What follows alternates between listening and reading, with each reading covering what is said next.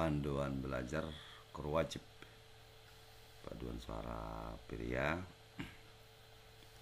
khususnya untuk tenor 1.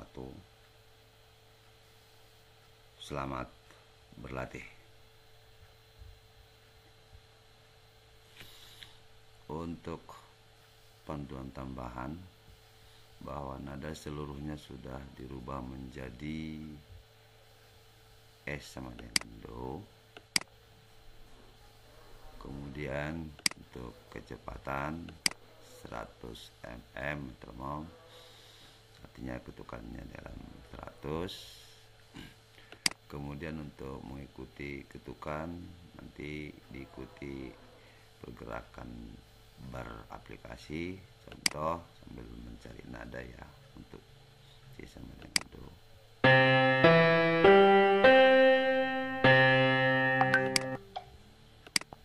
Oke, baik, kita mulai